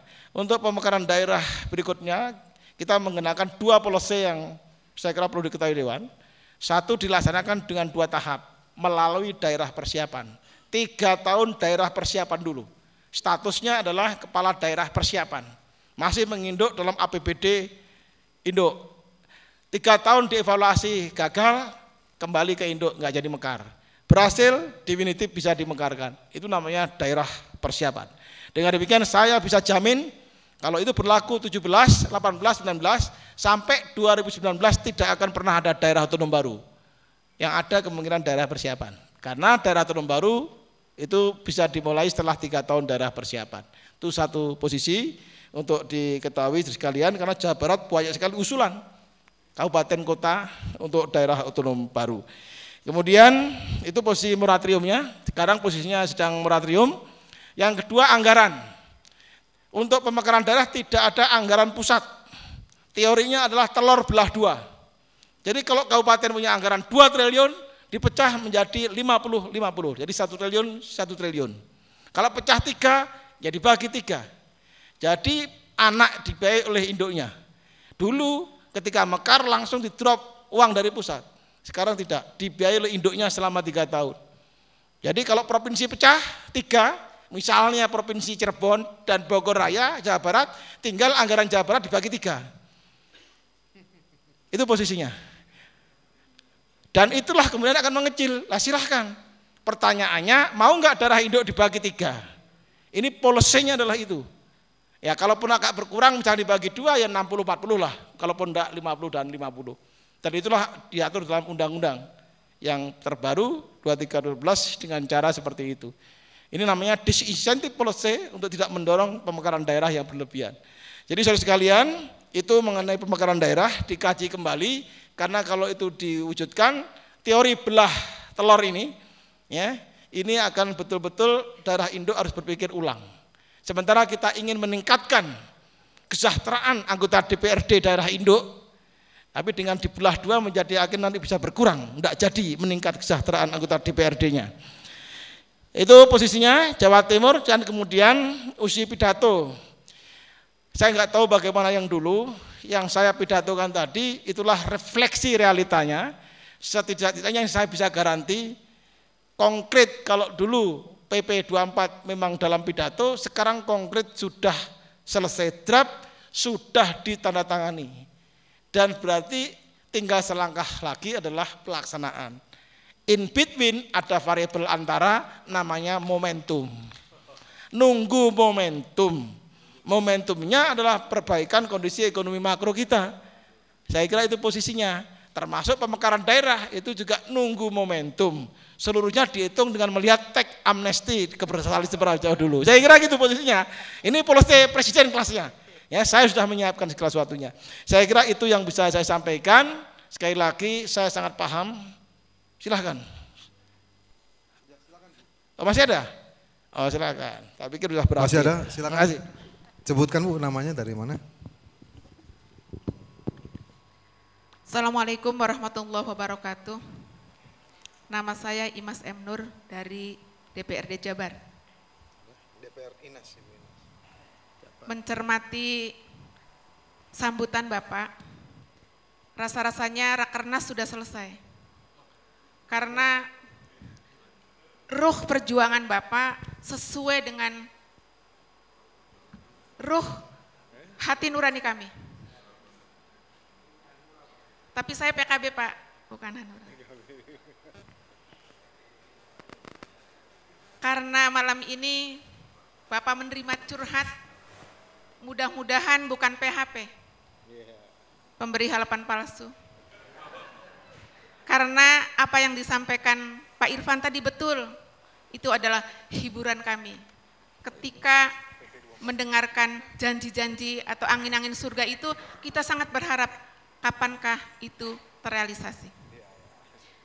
Hanya ada 2 hal Pak, yang tentu masih terus penasaran walaupun sering ditanyakan terkait dengan pasal 108 Undang-Undang 23 2014 khususnya huruf E, I, dan J bahwa DPRD itu wajib memperjuangkan peningkatan kesejahteraan rakyat. DPRD menghimpun dan memperjuangkan aspirasi masyarakat. Yang saya tanyakan, apakah mungkin Pak Sony bisa memperjuangkan RKPD yang berarti rencana kerja pemerintah daerah menjadi rencana kerja pemerintahan daerah. Sehingga seluruh aspirasi masyarakat tentu dianggarkan di situ. Walaupun tadi sudah disampaikan, tapi faktanya itu sulit. Bahkan sudah pergub pun itu banyak yang tidak terrealisasi. Pak Sony mohon lihat wajah saya, Pak. Fakta yang lain, Pak. Perlakuan OPD itu berbeda antara dari RKPD yang masukan dari Dewan dengan masukan dari OPD. Itu sangat berbeda. Ini kalau saya bahasakan diskriminatif. Yang terakhir terkait dengan pasal yang heboh, yaitu 298, masalah hibah. Permasalahan yang jelas, Pak, Permendagrinya tuh berubah-ubah. Sehingga apa yang kita perjuangkan itu sering tidak terrealisasi karena faktor yuridis ini. Ke depan tentu kalau Pak Sony jadi Mendagri, amin, PKB mendukung. Karena nanti mungkin Mendagri yang sekarang naik kelas.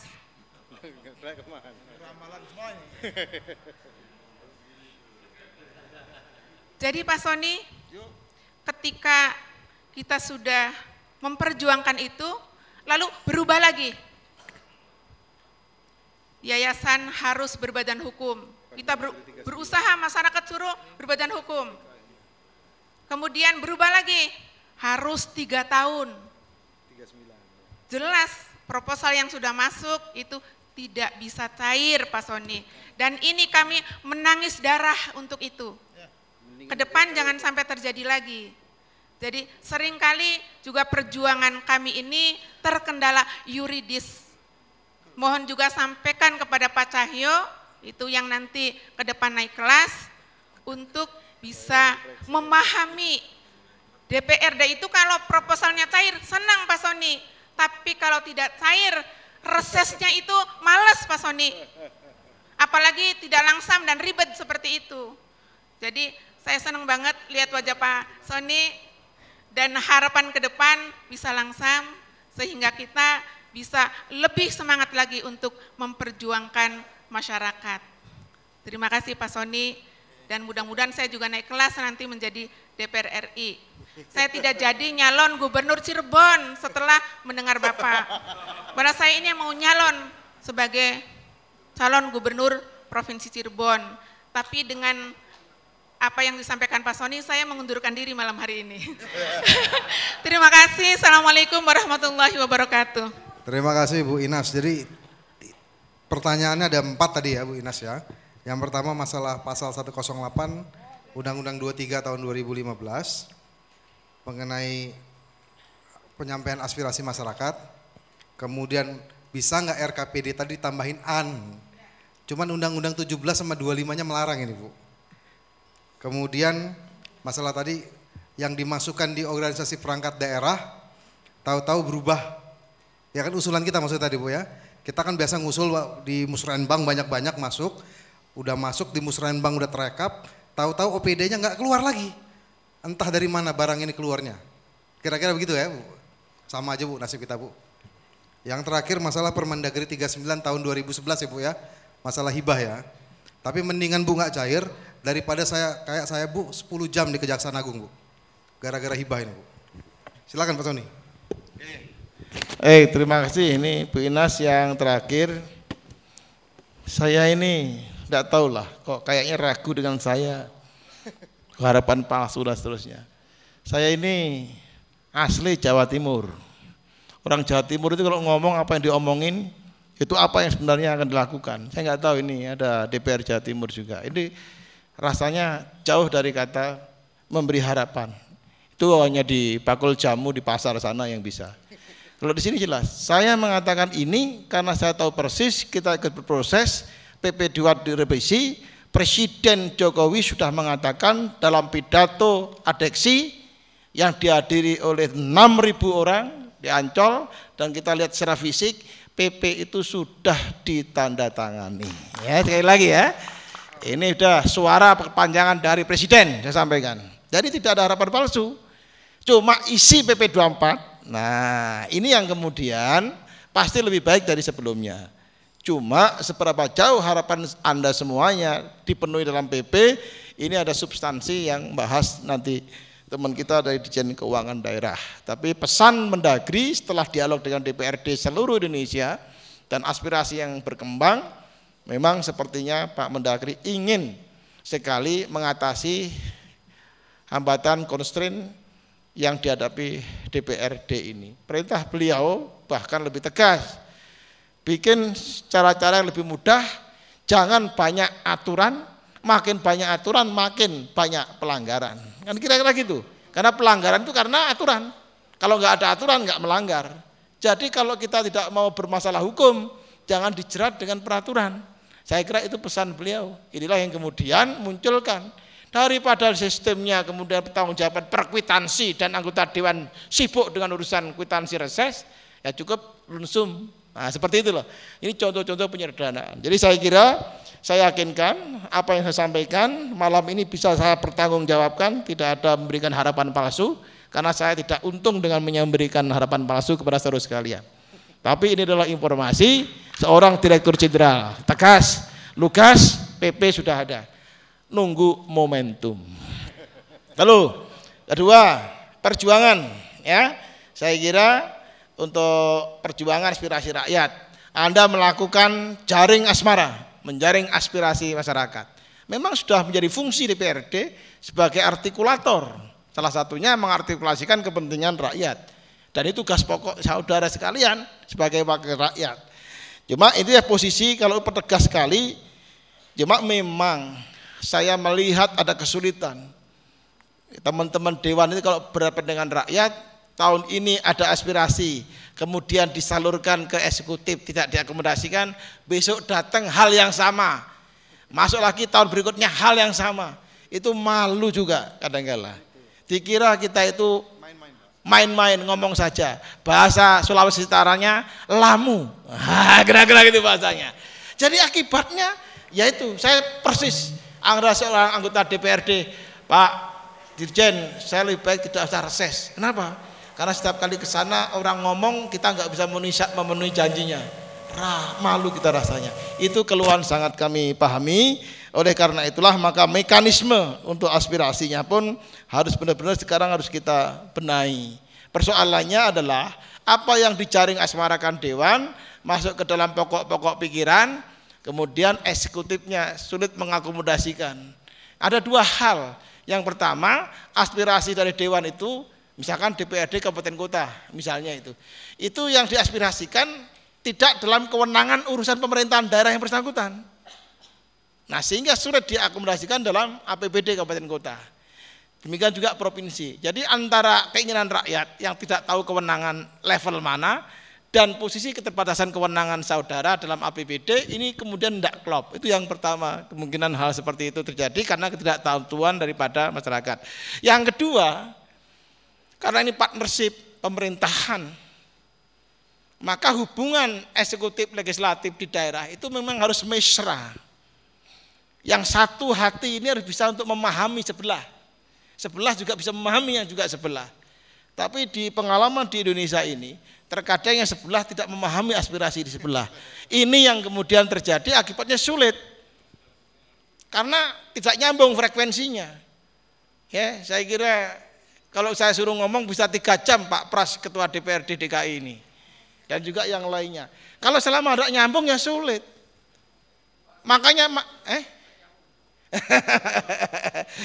itu masih sulit kalau tidak nyambung. Ya. Artinya semua hasil-hasil semua pokok-pokok pikiran harus diakomodasikan di dalam RKPD posisinya. Lalu dengan alasan e-budgeting. E-budgeting itu intervensinya masuknya itu sebenarnya tidak dari depan. Itu hanya instrumen teknis sebenarnya setelah kemudian ada kesepakatan KUA PPAS baru di e-budgeting kan. Di DKI jauh dari awal sebelum masuk pokok-pokok pikiran. Ini yang kemudian menjadikan ada kesulitan menampung aspirasi karena aspirasi dewan berada pada step di belakang. Jadi ini masih tahapan-tahapan, kita sangat diskusi keras.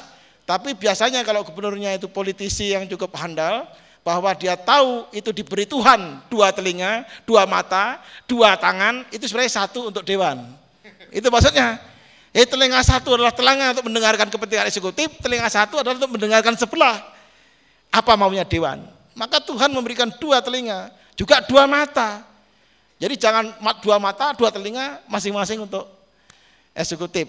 Karena itulah disebut pemerintahan, mengapa memiliki posisi setara, sejajar, itu ada kepentingan yang harus diakomodasikan. Ini namanya aspirasi.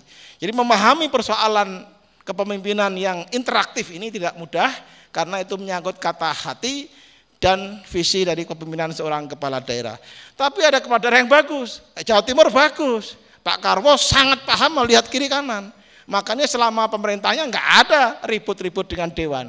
Juga beberapa dewan yang lain. Mungkin di NTT juga sangat bagus. Jawa Barat saya kira bagus antara Bu Ine dengan Pak Aher jalan. Yang lain jalan ya, perusahaan mobil walaupun problem. Ya, jadi apalagi di Sumsel jalan beliau. Jadi saya kira di Sulut lebih jalan lagi. Kenapa tidak? Ya karena di ujung PDIP, di sini PDIP nggak jalan dipecat oleh DPD. Kayak gitu ya. Jadi nuansa ini kalau eksekutif legislatif hubungannya bagus, semua smooth kok. Tidak ada problem sebenarnya. Oleh karena tugas Dirjen Oda memastikan bahwa 2 entitas penting ini, simbol kerakyatan ini harus bisa bekerja sama dengan baik. Saya kira itu harapan kita. Kalaupun tidak baik, hanya case-case saja di beberapa daerah saja. Ya, berikutnya terkait dengan RKPD, Bu Inas maunya adalah RK pemerintahan daerah. 1 tadi Pak Giri sudah menyampaikan, baik Undang-Undang 17 maupun 25 mengenai perencanaan nasional menegaskan yang punya program itu. Karena sistem presidensial penanggung jawab terakhir adalah pemerintahan adalah ada di presiden, maka dia punya RKP. Jadi rencana kerja pemerintah nasional itu di bawah kepemimpinan presiden. Lalu di counter mitranya ini, kemudian ke bawahnya sama RKPD. Lalu oleh karena itulah itu bukan rencana bareng pemerintahan. Jadi saya kira ini undang-undangnya inilah refleksi dari sistem presidensial kekuasaan tertinggi eksekutif, penanggung jawab terakhir adalah presiden sesuai dengan pasal 4 Undang-Undang Dasar 45. Jadi namanya RKPD. Bukan berarti Anda nggak penting. Kalau semua punya program RK pemerintahan daerah, bisa bayangkan apa yang terjadi dalam proses mengambil keputusan, akan sulit. Jadi penanggung jawab terakhir tetap kepala daerah. Jadi saya kira itu Bu posisinya. Dan terakhir mengenai bansos hibah. Saya kira saya beri kesempatan kalau ada yang dijelaskan Pak Indro sekalian. Ini beliau akan menjelaskan mengenai PP 24, beliau akan menjelaskan sekaligus mengenai bansos, tapi intinya ya kehendak untuk kemudian berbadan hukum dan seterusnya, karena itu semua karena memang ada masukan-masukan dari KPK, dari BPK. Jadi yang sekarang diawasi ketat adalah beberapa provinsi, juga DPRD merupakan sebuah entitas kelembagaan yang memang diawasi ketat oleh juga KPK. Karena itu masukan-masukan dalam pembenahan APBD termasuk di dalam sistem pemberian hibah dan bansos. Nah kalau sudah begini masa kita juga menolak. Kami terus terang saja, posisi ini juga antara happy dan happy, karena ini memperketat menyulitkan anggota dewan di dalam berinteraksi dengan desa. Karena itu terima kasih Pak Indra. Cuman kayaknya tampangnya banyak yang ingin menanyakan dengan Pak Indra. Apakah ada yang ingin mengajukan pertanyaan? Ya. Pak, saya lupa namanya. Dari Kepri ya. Ada Pak Amir Hakim, silakan Pak.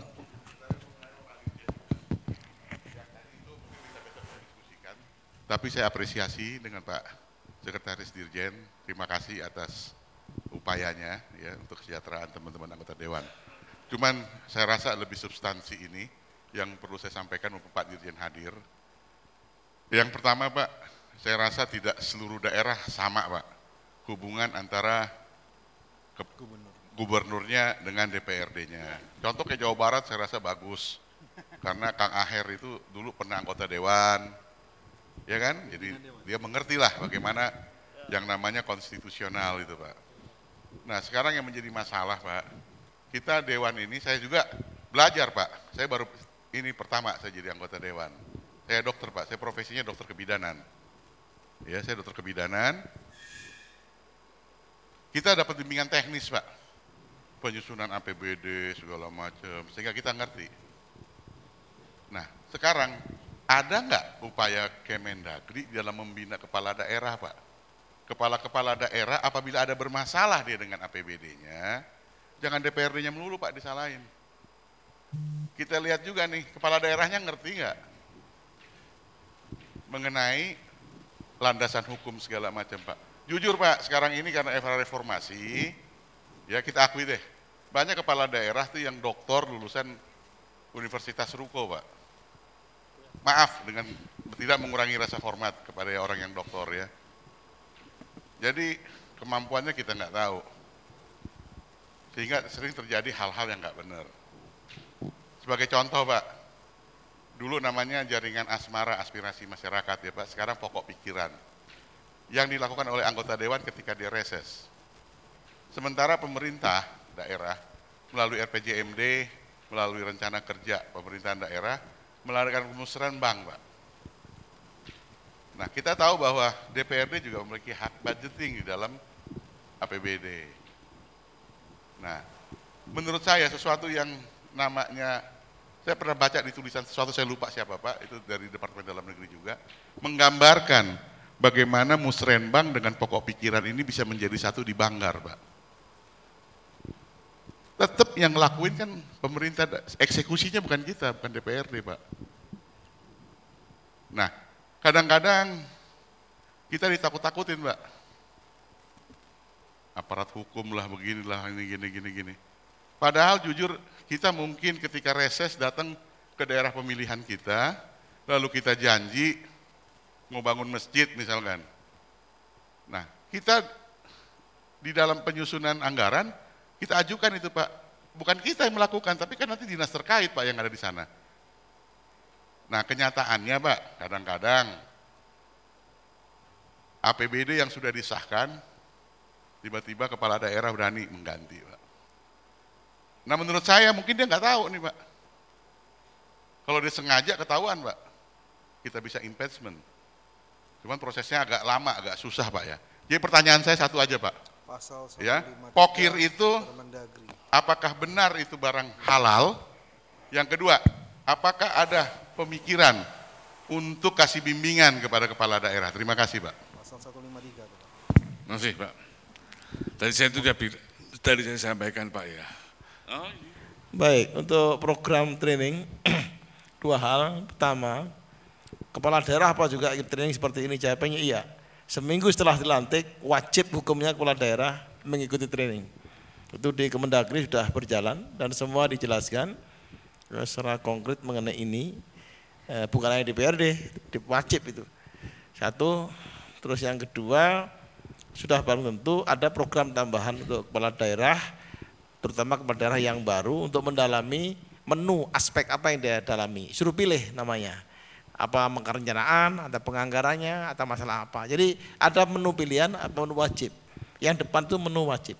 Supaya dia mengetahui dan kita jelaskan posisi seperti DPRD, bagaimana Anda harus berhubungan dan seterusnya itu. Sehingga frekuensinya biar sama. Problem Republik ini, kalau dua ini frekuensinya nggak sama, konslet terus, itu yang efeknya ke rakyat. Satu. Yang kedua sebenarnya juga tergantung pada leadership kepala daerah. Saya setuju. Tiap daerah berbeda-beda. Sebenarnya kalau kepala daerah itu bisa merengkuh bahasa Jawanya, tangan kiri tangan kanan merangkul Forkominda, itu yang semua ikut aman, termasuk DPRD-nya. Guyup rukun, tidak akan ada masalah apa-apa. Saya kira Depdagri sudah sangat berusaha untuk itu. Sesuai dengan pertanyaan, training sekali lagi itu menjadi bagian dari penting. Yang kedua, sanksi saya berikan penegasan untuk kepala daerah yang kira-kira kepala daerahnya ya, bukan DPRD, ada sanksi kepala daerah yang memang tidak taat dan cenderung untuk sakar PDW, semau sendiri atau tidak bisa melaksanakan kebijakan pusat di daerah, itu pun juga kita beri sanksi. Apalagi yang bangkang itu adiknya makar. Terima kasih. Mungkin karena waktu juga, udah kurang satu ya terakhir ya, pendek aja pertanyaannya. Izin Bapak-Bapak dan Ibu-Ibu pimpinan Dewan, saya Sekwan Provinsi Jambi Pak. Yang dijelaskan oleh Bapak Sekdirjen tadi, untuk di poin 9, pengaturan tentang belanja sekretariat fraksi di PP yang baru sudah dicantumkan. Nah, yang sering kami hadapi setiap tahun itu adalah datangnya surat dari DPP setiap partai politik yang mengundang anggota-anggota fraksinya untuk mengikuti bimbingan teknis di pusat dengan kontribusi sekian-sekian. Kemudian yang untuk medical check up, Bapak-bapak anggota Dewan kita dan ibu-ibu sudah menerima dengan BPJS tadi Pak, walaupun tidak bisa rawat jalan, harus rujukan puskesmas dulu, dengan ikhlas sudah menerima. Tapi untuk medical check up ini, alangkah lebih baiknya tidak hanya dikhususkan pada rumah sakit umum daerah. Mungkin karena fasilitasnya yang kurang, banyak komplain dari bapak-bapak anggota, lebih baik kita buka juga untuk rumah sakit swasta yang fasilitasnya sudah lengkap di daerah, karena cuman dapat yang dipakai cuman medical check up Pak. Kalau yang BPJS itu rata-rata kalau di tempat kami tidak dipakai oleh bapak-bapak anggota Dewan karena ribet, nggak bisa rawat jalan, harus rujukan dulu. Nah, yang ketiga, titipan dari Aceh. Untuk kasus TKI tahun 2004-2009 itu karena sudah banyak anggota Dewan yang meninggal, ahli warisnya juga tidak dapat menyelesaikan tindak lanjut itu, alangkah baiknya kalau itu ada kebijaksanaan pemutihan untuk kasus itu Pak. Itu Pak Dirjen dan Bapak Sekdirjen. Kenapa Bu tadi? Pemutihan Pak. Untuk TKI yang tahun 2004-2009 dulu kan ada provinsi yang dibayarkan. Ya, seperti Aceh itu. Saya tahu itu Pak. Ya. Kasusnya sama sampai menimpa. sekarang kan itu kan temuan yang tidak dapat diselesaikan. Setiap tahun kan itu masuk terus dalam LHPBPK. Nah, mungkin ada kebijaksanaan. Jambi nggak dicicil dulu Bu ya? Kami enggak Pak, kami enggak dibayarkan. Provinsi Alhamdulillah Jambi Sumatera Selatan selesai itu Bu. Enggak, kami memang tidak dibayarkan waktu itu, enggak masalah. Jambi ini titipan dari Sekwan Aceh ya, kalau memang ada kebijaksanaan untuk pemutihan biar bersih clear Pak di laporan keuangan di Setwan itu Bapak untuk semua Pak, untuk semua iya itu Pak.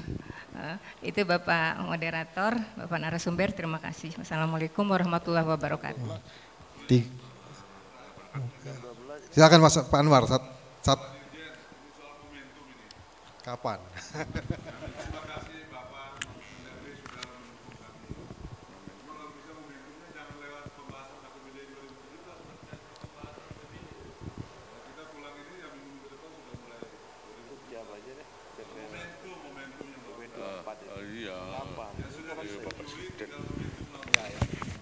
Saya sangat memahami Pak Anwar ini, Pak Indro, Pak Sony, karena begini, di Permendagri yang baru itu jelas Pak, kalau tidak dianggarkan dari awal tidak bisa kita ngerubah di tengah jalan. Kalau PP ini keluar Desember, sedangkan APBD kita sudah ketok di bulan November ini, bagaimana nasibnya? Pasti tidak bisa kita menikmati kenaikan ini. Ini kan jadi permasalahan Pak Indro. Perubahan 2017 saya. Waduh, lama Pak, baru enggak. Pak, kan dengan pemotongan DAU ini Pak Indro, kalau APBD dalam keadaan normal, saya yakin bisa dengan SK mendahului kepala daerah dengan persetujuan pimpinan Dewan. tapi semua kawan-kawan ini menikmati pemotongan DAU dan DWH. Sumatera Selatan 673 miliar dipotong, sama dengan Jawa Barat yang 12 triliun. Di 2017, kemarin rapat pra-anggaran dengan Bapeda, kami sudah harus mencadangkan 600 miliar membayar tahun ini yang tidak bisa membayar belanja modal, Pak. Jadi nggak mungkin ada ruang fiskal bagi kami, kalau nggak dari sekarang kita tahu PP ini ada apa enggak. Gak mungkin kita bisa merubah, bahkan sampai perubahan APBD pun susah. Ini tolong mohon makanya pertimbangan Pak Sesdijen untuk sampaikan dengan Pak Menteri, Pak Dirjen Otda juga. Kalau bisa sebelum penyusunan selesai APBD, ya bulan-bulan November Pak Presiden dirayu untuk mengeluarkan PP ini. Sehingga ada kejelasan kita di 2017. Nah, ini kita tugaskan Pak Pras saja datang ke istana langsung ini. Oke ya, jadi gini, ini udah malam, singkat jelasnya. Sudah mengatakan, Rakornas itu buat rekomendasi yang tajam, jelas, terukur. Itu kuncinya.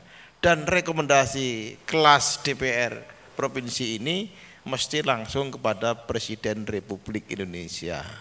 Itu rekomendasinya, termasuk PP mohon, memang kami memahami, itu menunggu momentum, tapi jangan lama-lama, seyogyanya dalam 1-2 minggu itu bisa segera diterbitkan untuk 2017. Itu rekomendasi perumus, bukan seorang Sony Sumarsono yang hanya Dirjen Oda mengatakan iya, tidak, karena kewenangan momentum ini Presiden. Tugas kami itu hanya menyiapkan PP-nya, ya jelas ya. Jadi kembali kepada besok rumusannya seperti apa. Kalau kemudian asosiasi yang lain berani langsung ke Presiden tajam, mosok asosiasi adeksi paguyuban dewan tidak bisa memberikan rekomendasi yang tajam. Saya kira itu aja. Kembali terpulang pada rumus. Terima kasih.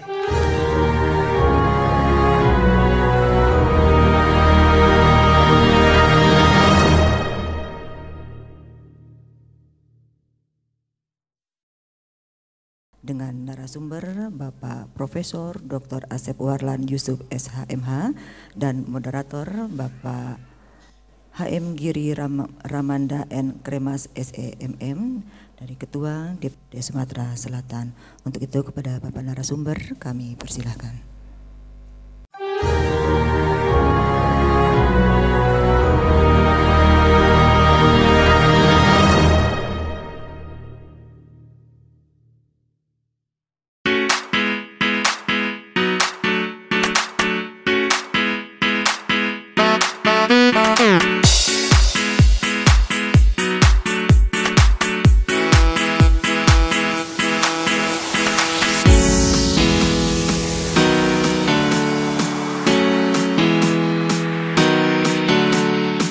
Rapat ini merupakan juga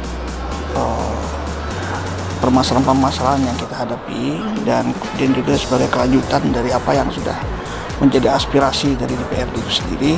Kami minta kepada Menteri Dalam Negeri untuk segera melakukan fasilitasi dan memberikan sebuah keputusan OPD yang disetujui oleh mereka. Dan karena ini terkait dengan pembahasan APBD kami di tahun 2017. Kalau terlambat penyusunan APBD tentu ada sanksinya. Nah, ini kita perlu penjelasan di sini dan mendapatkan sebuah kepastian dalam forum ini.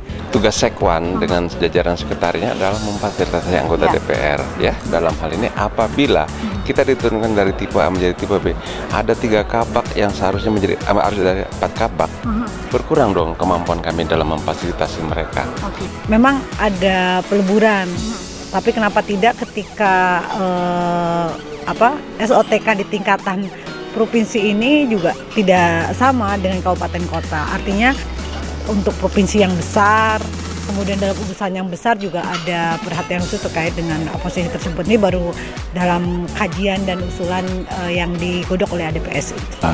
Arahan atau yang dicatat undang-undang ada juga beberapa yang juga tidak sesuai dengan kebutuhan daerah. Ada beberapa SOTK yang digabungkan.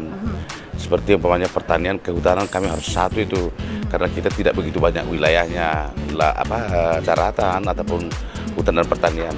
Ini ya tentu ada inovasi daerah yang harus dihargai oleh pemerintah pusat. Nah, tidak kaku seperti yang diatur dalam PP itu. Pada Rakernas ini kita ingin mengharapkan apa yang menjadi permasalahan khususnya untuk DPRD dan juga ada keterkaitan dengan mitra kerja kita dengan pemerintah daerah. Agendanya, materinya juga bagus, pematerinya juga bagus-bagus. Saya rasa ini sangat bagus, kita puas ya. Kita berharap ke depan di Kalimantan Timur diadakan.